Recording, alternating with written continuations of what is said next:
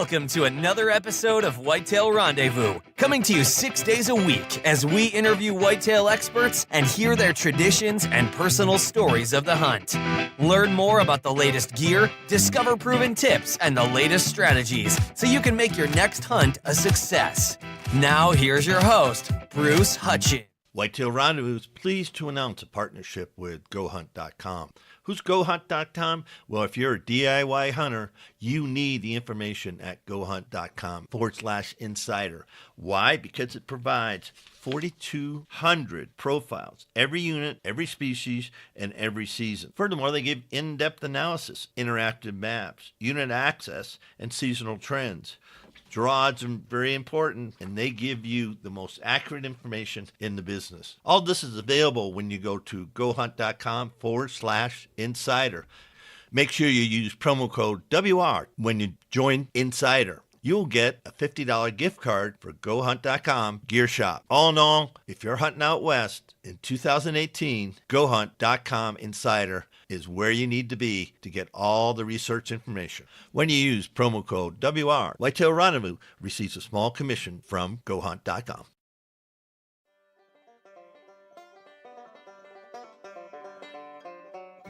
Of Whitetail Rendezvous. This is another early season special. This will be aired sometime on a Saturday in October, but I'm with Hayden Krimmer. Hayden is a product specialist, product manager, product team member at Legendary Whitetails in Slinger, Wisconsin. If you haven't heard about Legendary Whitetails, well, you need to, because they sell, if you will, the hunting tradition. They sell apparel. It's an online apparel company. Hayden, welcome to the show, and I'm excited to hear about your early season success with Mr. Wonderful. Thanks for having me. I appreciate it. Let's just jump right into. I've had a number of people. Josh Honeycutt from Realtree been on, and I had Ryan Nordell was on from Osseo Hickston, Epic Whitetail Habitat, and they've had early season successes. And talk to me about yours in southeastern Minnesota. Yeah, so I went to college out in southeastern Minnesota and hunted the public land out there for the time I was there. And then last year was my first year out of college and didn't hunt Minnesota for that year, mainly focused on Wisconsin. And going into this year, I had the plan of going back to Minnesota to hunt some of the old stomping grounds that I explored while I was out at college. And turns out that the hunting public team ended up planning a public land deer tour that they were going to do in southeastern Minnesota, focusing on the main piece of public land that I hunted while going to school there. So naturally, I was excited for the trip and said I'd tag along for sure. It was with Hunting Public, DIY Sportsman, The Hunting Beast, and myself, and Alex Comstock from Whitetail DNA too. So big collaboration of a bunch of YouTube DIY public land hunters who really know how to get it done on public land. And I went out 2 weeks prior to the season opening with one of my friends that still goes to college there, Parker Holmstrom. And he was talking to me about this property that he found that he was really excited about. He knew of people who had trail camera pictures on neighboring private properties that had very big deer on them, and asked if I would go scout that specific piece with him. So I went out that day, and we went to the way back of this piece and got to the top of the ridge and ended up finding this big flat full of apple trees with apples all over the place, thick cover, good bedding. So we knew it was a good location. So we backed out of there. We didn't really mess around in there too much. We jumped a couple deer and found some beds. But backed out of there, and immediately I knew it was one of the better areas that I've found while out there, just in terms of the amount of deer beds and sign and overall good habitat for a big buck to live. So that was my plan going into the deer tour. Was I'm going to go there my first morning, and originally I'd planned on going in there and just hanging a tree stand on the top of that ridge back there. But when I got into camp Thursday night, Zach and I were hanging out around the rut wagon, and he was just talking to me about his approach to ground hunting and trying to kind of convince me to be more open to ground hunting as opposed to going in and hanging a tree stand in there. And I was listening to what he was saying and took it to heart, but still had in my mind when I fell asleep and when I woke up in the morning that I was still gonna hang a tree stand out there. But when I got up in the morning and I got to the parking lot, I was a little concerned about being able to set up before daylight broke, with how far back the location was, and the wind was just ripping. It was really windy that morning, so it was really good conditions to still hunt and hunt from the ground. So I decided to just sleep in my truck till daylight broke, and then start still hunting my way back to that ridge top. And when I woke up in the parking lot, there was actually 3 trucks of small game hunters parked behind me. So there was a number of other people in that piece of property. And I saw them. They got out of their truck, actually, one of the groups, and started working to the south instead of going towards. I was going to head north. So if they would have walked to the north, I probably would have backed out of there and went to a different piece of property. But thankfully, they went to the south. So I started still hunting my way up towards this location that I had in mind. And I was going really slow. It was really windy, so I wasn't making a lot of noise. And every now and then, if I crossed a place where it seemed like there'd be some good deer traffic, I would slow down and sit down for a little bit. And at one point, I even took another little nap out there. So I was just really slowly working my way through this piece of property. And I got to the top of the ridge where these apple trees and thick bedding cover was.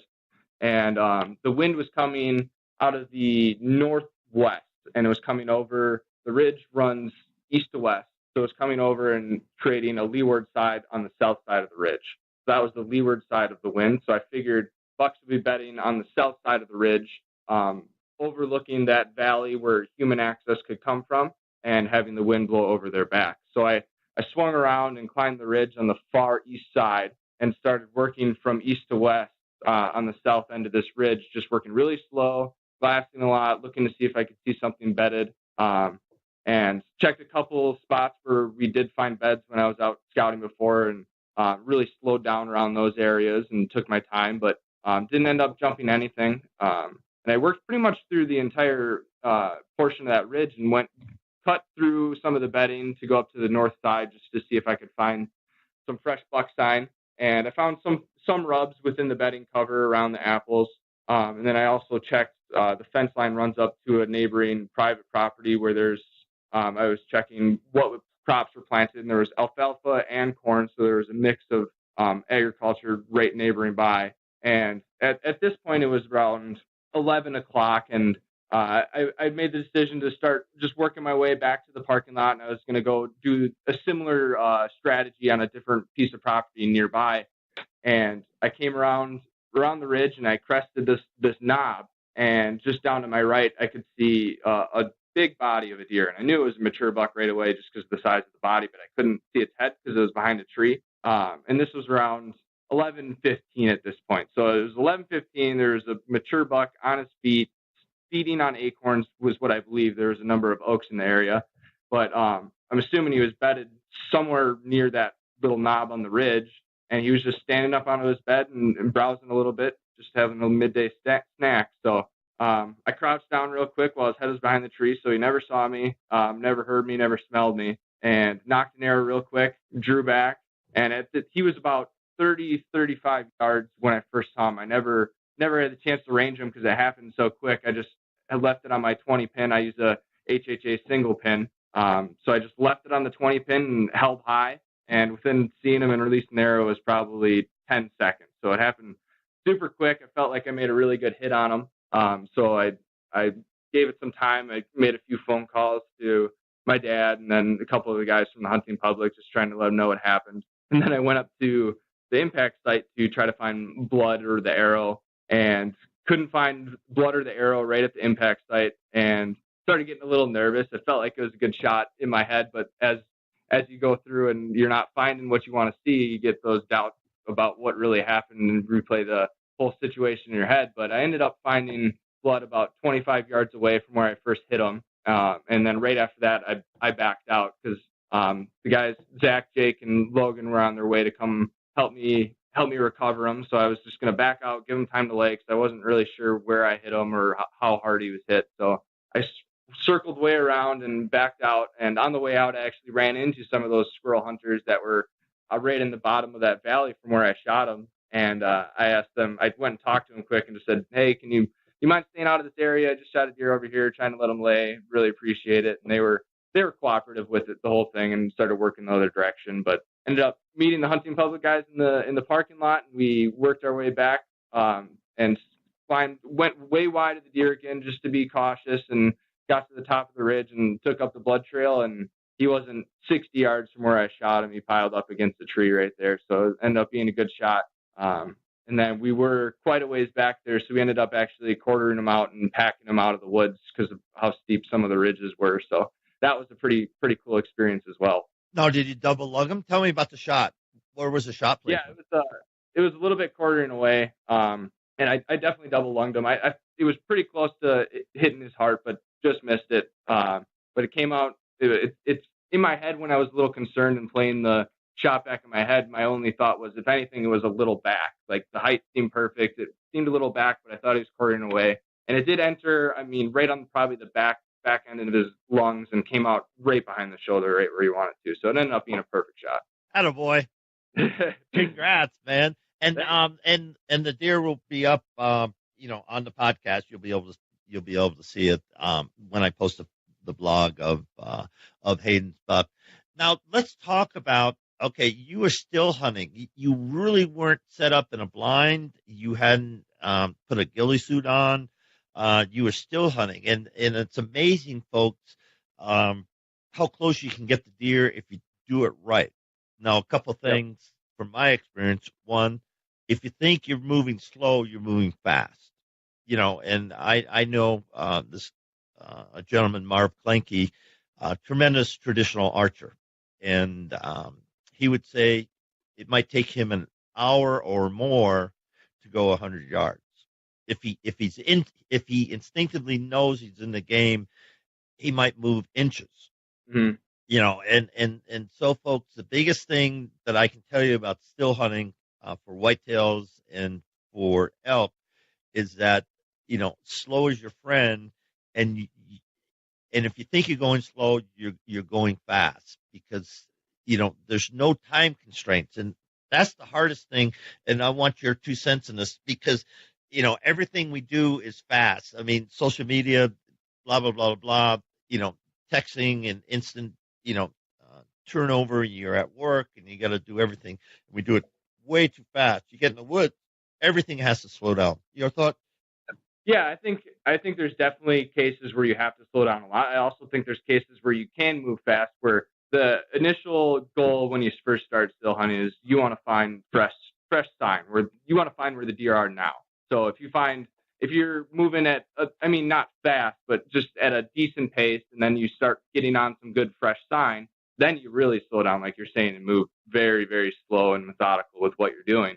But the main goal initially going in is, especially on public land, when you don't either know the ground well, or you don't know how other people are affecting where the deer are in that given time. They could be here 1 week, and then the next week, because a squirrel hunter came through that area, they could be a mile away over here. So it's locating the deer first, because you got to find where they are. And then after that, you really slow down. Like you're saying, move step by step, and just be really observant too, is know what's going on around you. Use your ears a lot. I think people underestimate how important it is to really listen to what's going on, and just be really observant to what's going on, and take your time. So finding that fresh sign and then really slowing down, knowing when you're in them and you find that sign is key. Now, what about a strategy of setting up underneath the tree, brushing a blind, ground blind? What did you find from Alex or any other guys that you were talking about? As long as you have good back cover, I feel like you're in a good spot. And when you're still hunting through a piece too, you want to, if there is a generally open area, you want to map out the cover that you're going to head to moving next. So you see a good bush or a lot of underbrush that you can really tuck into well and observe that area for a little bit before moving on to the next place. I think it's just important to find good back cover is the main thing. And then just planning that out before you start your move is huge, because you could start moving in a direction and then you see a deer and all of a sudden you have nowhere to hide around you. So you have to be able to find cover quick, I think, is the biggest thing. Yeah. And my 2 cents in that is always stay in the shadows. Oh yeah. Never get in the sunlight, never cross an opening where the sun is. Just go around and stay in the shadows and always have, just like Hayden said, always have something breaking up your silhouette behind you, because I've literally, in my career, I've had deer and elk, almost walk up to you, and all I'm just tucked in underneath a big spruce, and or a bush or whatever, and they don't know I'm there because the wind's in my favor, so Yep. and I'm not moving, so they can't. There's no movement, so they really can't see me, and they can't smell me, so they don't know I'm there, and it's that's fun, trying to get a shot is difficult because Yeah. you can't flick your eyes on that. Let's switch from your hunt, and congratulations on a very successful early season hunt. Let's switch up to the hunting tradition. And your dad started you off when you were 10, 12 years old, and you headed up north in Wisconsin, and that alone's a hunting tradition to the family cabin. So let's talk about that. Yep. So I grew up in Milwaukee, which was not a very rural area, so there wasn't a lot of opportunities to hunt around where I was. But we have my family has a cabin up in Tomahawk, Wisconsin, on Somo Lake.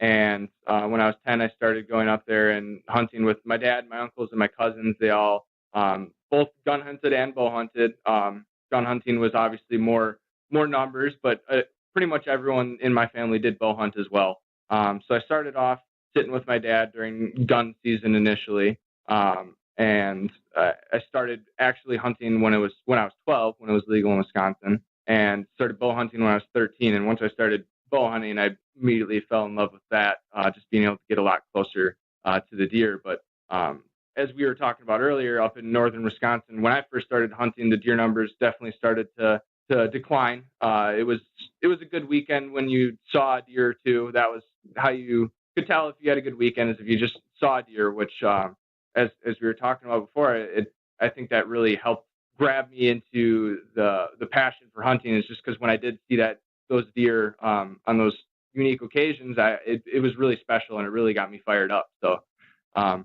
that was something that I attribute a lot to my passion for whitetail hunting. And another big thing why I fell in love with this is just hanging out with my uncles and my dad and my cousins at camp. And my family's big into food, so we always had great food when we were up there. That was one of the highlights, was just what's for dinner tonight. So that was a big focal point of camp. And then just hanging out with them and talking about old stories from when they've been hunting in the past, and even not hunting, just stuff that they've experienced over their lives, and sharing with those stories with us is what it's really all about. Just having a good old time at camp. And hunting traditions, that's how they're passed down, and that's been doing that.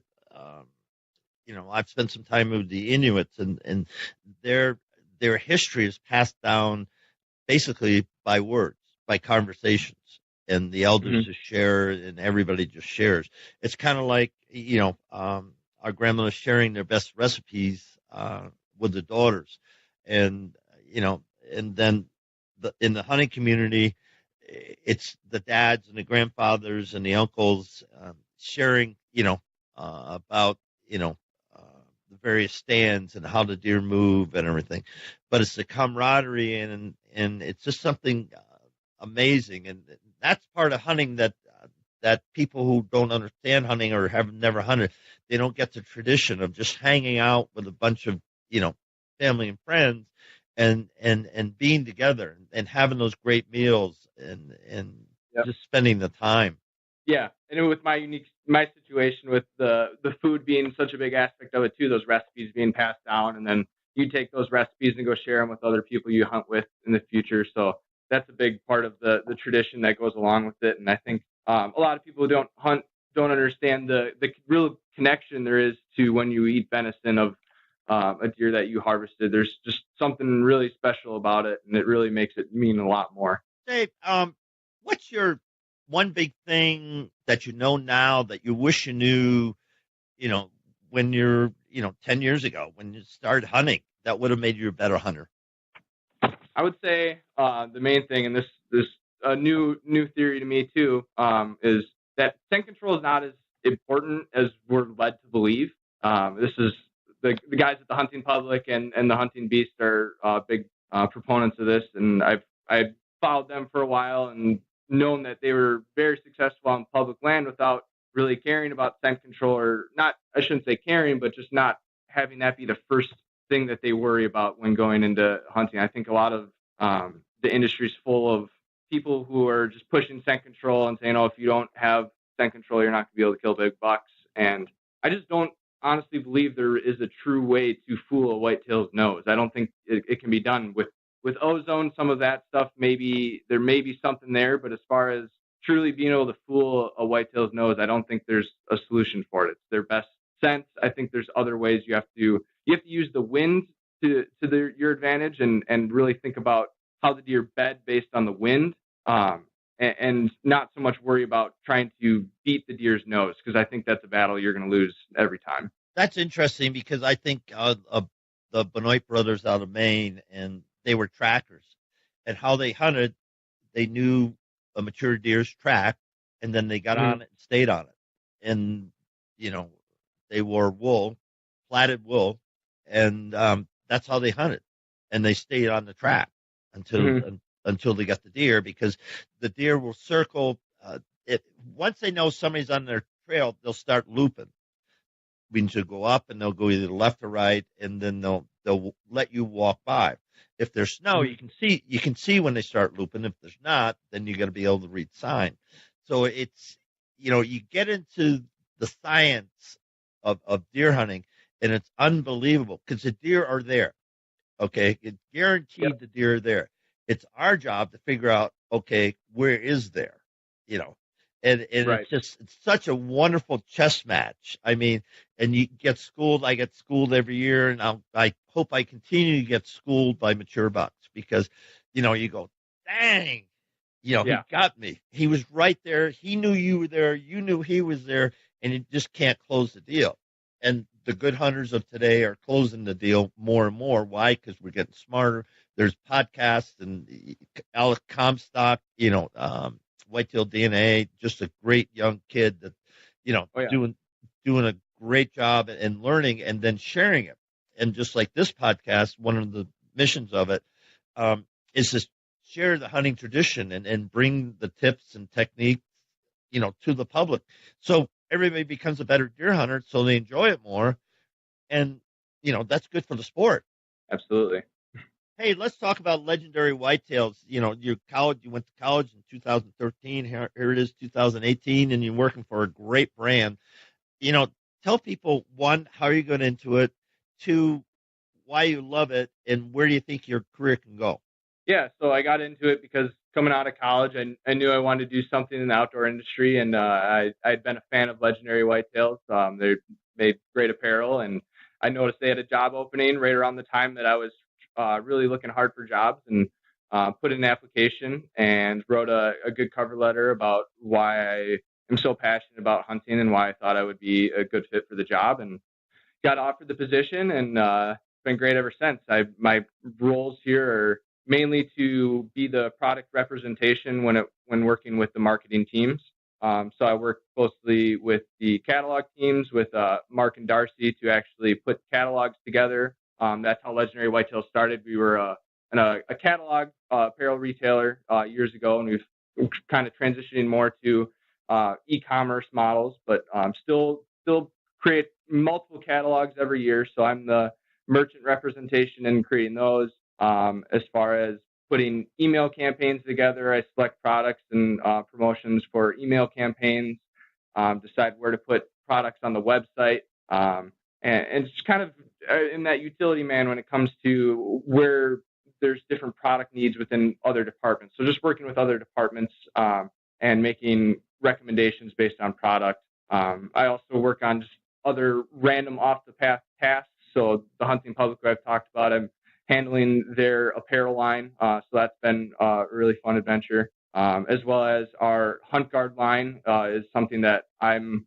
the manager of. So our Hunt Guard line is, we're mainly a lifestyle apparel retailer. So our niche is the clothes you don't wear when you're hunting, just to kind of, like you're saying, support the tradition of hunting, kind of display to other people that you are a hunter, you love whitetails, and that kind of helps you connect with other people. But I'm in control of the technical hunting apparel line. So we have a small grouping of base layers as well as a jacket and bib set. And the whole vision with the line, how I positioned it, is to be the simplest line you can buy, where it's not you have 10 different shirts to choose from and 10 different pants, and this is what you need to wear early season, this is what you need to wear late season. We don't want to make you have to buy a bunch of different pieces. And then our jacket and bibs are some of the warmest jacket and bibs I've ever worn. So I've been a real fan of that.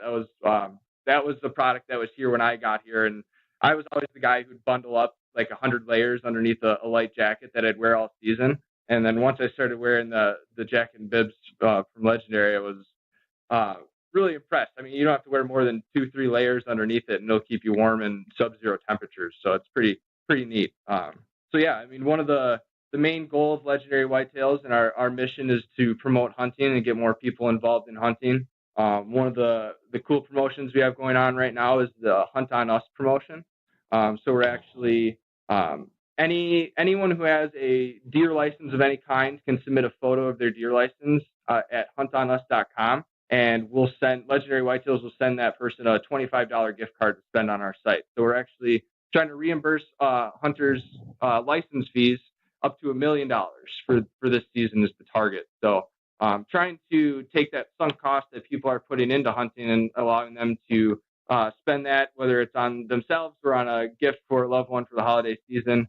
Just trying to promote people to get into hunting and support conservation, because as you know, a lot of the license fees are contributing towards our conservation efforts here. So just trying to get people involved and make it easier and more attractive for people to start hunting. That's great. So, folks, that's a 25% discount on $100 of product.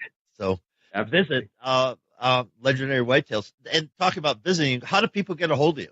Yeah, so you can just Google legendarywhitetails.com, and you'll find our website there. We have a great customer service team, so if you have any questions, feel free to reach out to customer service. They're a great help.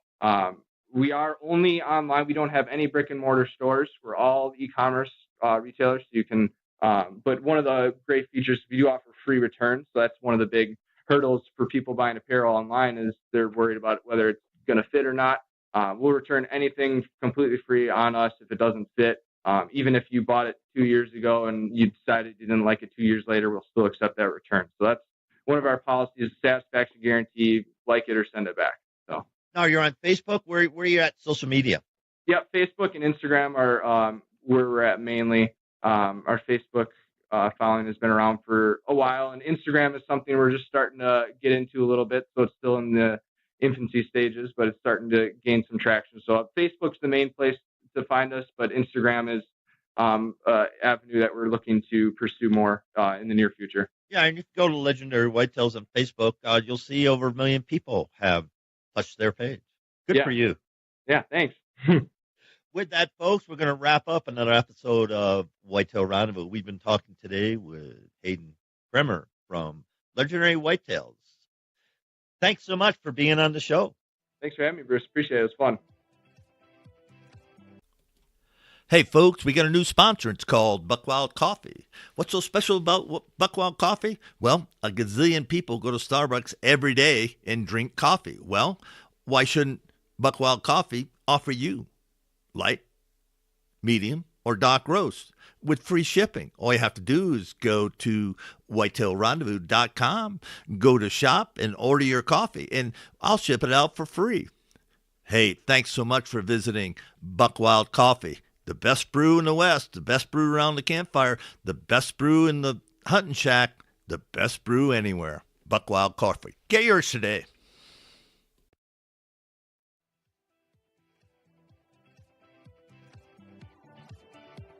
Thanks for joining us. Be sure to tune in tomorrow for another episode of Whitetail Rendezvous, where you can listen and learn from the experts so you can be more successful on your next hunt.